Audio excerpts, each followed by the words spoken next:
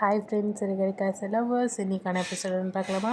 மீனை போய்ட்டு ஒருத்தவங்க கிட்ட காசு வாங்குறதுக்காக போனாலும் அந்த இடத்துக்கு போயிட்டு அதுக்கு முன்னாடி ஒருத்தவங்க காசு வாங்கிட்டு இவங்க போகிறாங்க. என்னம்மா இந்த அப்படின்ட்டு, நான் இந்த மாதிரி பேங்க்கில் போயிருந்தேன், உங்கள் பேர் சொன்னாங்க, அதனால் உங்கள்கிட்ட காசு வாங்கலான்னு வந்திருக்கேன் அப்படின்னு சொல்கிறாங்க. இது மாதிரி எனக்கு 2 லட்ச ரூபா வேணும் அப்படின்னு சொல்லிட்டு, சரி நான் தரேன் அப்படின்னு சொல்லிட்டு இந்த மாதிரி காசு கொடுக்குறாங்க. இப்போ ஒரு பொண்ணாக இருந்து நீ உழைச்சி முன்னாடி வரணும்னு நினைக்கிறேன், இவங்க என் தம்பி அப்படின்னு சொல்லிட்டு எல்லாமே அவங்களோட ஃபேமிலி டீட்டெயில்ஸ் சொல்லிகிட்ருக்காங்க. ஒரு பொண்ணாக இருந்து நீ இவ்வளோ பண்ணியிருக்காம, கண்டிப்பாக உனக்கு நான் ஹெல்ப் பண்ணுறேன் அப்படின்னு சொல்லிட்டு காசு எடுத்துகிட்டு வர போகிறாங்க. அது யார் வீடுன்னு பார்த்தா நம்ம சிந்தாமணி. இப்போது பிஸ்னஸில் போட்டியாக இருக்காங்களா, அவங்க வீடு தான் அது. இவங்க அவங்க ஹஸ்பண்ட். ஆனால் மீனாக்கு தெரியாதுல்ல, அதனால் வந்து காசு வாங்கிறதுக்காக வராங்க.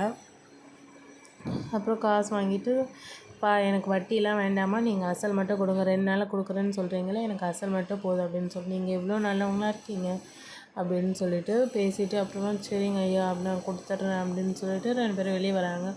முன்ன பின்னே தெரியாதாலே கொடுக்க மாட்டாங்க, இவங்க பாரு எவ்வளோ கொடுக்குறாங்க அப்படின்னு சொல்லிட்டு 2 பேரும் கொஞ்சம் சந்தோஷமாக பேசிகிட்டு வராங்க. இதுக்கப்புறம் இந்த ஆர்டர் நல்லபடியாக நான் முடிச்சு கொடுக்கணும் அப்படின்னு சொல்லிட்டு, அப்புறம் ஆர்டர்லாம் நல்லா டெக்கரேஷன்லாம் பண்ணி ஃபோட்டோலாம் எடுத்துக்கிட்டு நல்லா பண்ணியிருக்கோம் அப்படின்னு சொல்லிட்டு, அப்புறம் அக்கா எல்லோரும் நம்ம நல்லா பண்ணியிருக்கோங்க்கா, இந்த மாதிரி நம்ம நிறையா ஆர்டர் பண்ணணும்க்கா, இது ரொம்ப எனக்கு பெருமையாக இருக்குது அப்படின்னு சொல்லிட்டு பேசிவிட்டு எல்லாம் ஃபோட்டோலாம் எடுக்கிறாங்க. எடுத்துகிட்டு முத்துக்கு அனுப்புகிறா ஃபோட்டோ எல்லாமே பார்க்க சொல்லி. அதுக்கு அந்த சைட்லேருந்து சின்னமணி அம்மாலாம் பார்க்குறாங்க, பாரு இவ எல்லாமே முடிச்சிட்டா அப்படின்னு சொல்லிட்டு. அதுக்கப்புறமா வீடியோ கால் பண்ணி சொல்கிறான் முத்துக்கு, இங்கே பாருங்கள் நான் ஃபோட்டோலாம் அமைச்சிருக்கேன், பார்த்தீங்களா நீங்கள், நான் இவ்வளோ நல்லா பண்ணியிருக்கேன் அப்படின்னு சொல்லிட்டு. அங்கே வந்தவங்களாம் கூட நீங்கள் நல்லா வருவீங்க எதிர்காலத்தில் அப்படின்னு சொன்னாங்க. நானும் ரொம்ப நல்லா பண்ணியிருக்கேன் அப்படின்னு சொல்லிட்டு என்னை ரொம்ப பெருமையாக சொன்னாங்க அப்படின்னு சொல்லிட்டு. தெரியுமே என் பொண்ணாடி பற்றி எனக்கு தெரியுமே, நீ சிரிச்சா ரொம்ப அழகாக இருக்க, சிரிச்சிட்டே இரு அப்படின்னு சொல்லிட்டு. ஏன் அப்போ நேரில் இருந்தால் நான் நல்லா இல்லையா, சிரிச்சா தான் அழகாக இருக்கேனா அப்படின்னு சொல்லிட்டு 2 பேர் பேசி கிண்டல் பண்ணிகிட்ருப்பாங்க. அதுக்கப்புறமா திருப்பி காலையில் சரி போய் நம்ம வாங்கலாம், காசு வாங்கலாம் அப்படின்னு சொல்லிட்டு மீதி காசு வாங்கலான்ட்டு மீனா அங்கே போவாங்க மண்டபத்துக்கு. என்னம்மா நல்லா பண்ணியிருக்கேம்மா எல்லாம் சொன்னாங்க அப்படின்னு சொல்லிட்டு. ஆமாங்க, மீதி காசு வாங்கிட்டு போகிறேன். மீதி காசா, நான் தான் 2 லட்ச ரூபா அப்போயே கொடுத்துட்டேன், நீ கூட சைன் போட்டு கொடுத்துருக்கே அப்படின்னு சொல்லுவான். அப்படின்னு சொன்னோடனே மீனாக்கு ஒன்றுமே புரியல, என்ன பண்ணுறதுனே தெரியல. அதுக்கப்புறமா திருப்பி இது கேட்பான். மீனா கேட்பா, என்னங்க எப்படி சொல்கிறீங்க நீங்கள், நான் வந்து நீங்கள் பாருங்கள் 20,000 மட்டும் தான் கொடுத்தீங்க அப்படின்னு சொல்லிட்டு, நீ தான் சைன் போட்டு கொடுத்துருக்க அப்படின்னு சொல்லிட்டு காமிப்பாங்க. என்ன இப்படி மாற்றிட்டீங்க நீங்கள் அப்படின்னு சொல்லிட்டு அழுதுட்ருப்பா. அதுக்குள்ளே சைடில் சின்னவன் என் வந்து எல்லாமே பார்ப்பாங்க. பார்த்துட்டு,